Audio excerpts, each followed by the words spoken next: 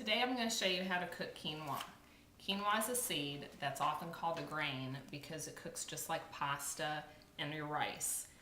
It has 9 essential amino acids that your body cannot produce, so that makes it a complete protein. This is what it looks like.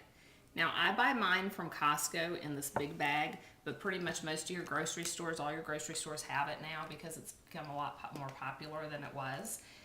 This comes already pre-washed, but sometimes it doesn't. So if yours is not pre-washed already, this is what you're going to do.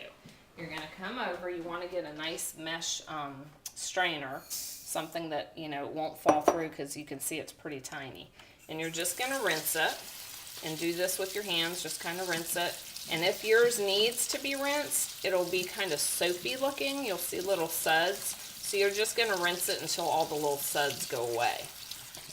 And then I just get some of the excess water out, not that it really matters. And plop it into your pot. You want to get every last little bit. Then we're going to come to the stove. So this is a cup of quinoa, and it's a 2-to-1 ratio. So 1 cup of quinoa, you need 2 cups of liquid. I'm just using water. You can use vegetable broth or chicken broth, whatever you want to use. So then I just take a fork and I just kind of mix it up because some of them will be floating on the top. There will be ones that stick to the side of my pot, and I just want most of them to be all nicely under the water. I'm going to put my lid on and I'm going to turn it on. It takes about 12 to 15 minutes.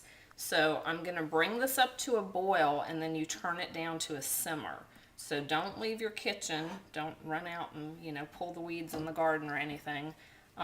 We'll be back in about 12 minutes, and I'll show you what it looks like. So now we're back, and it's absorbed all the liquid, and you can see it has these little holes in it, so that pretty much tells you it's done.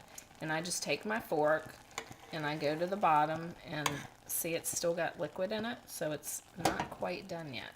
So I'm just gonna put the lid back on and let it hang out for a couple more minutes. Okay, so here we are again, and this time when we pull it back, see there's no liquid at the bottom. So we can turn it off, and then you can just let it sit in here. You just fluff it up with a fork so it's just sort of like rice. You can eat it hot, or you can let it cool down and then use it in a salad, which I'll show you in a later video. So that's all there's to it. That's how you cook quinoa. Enjoy.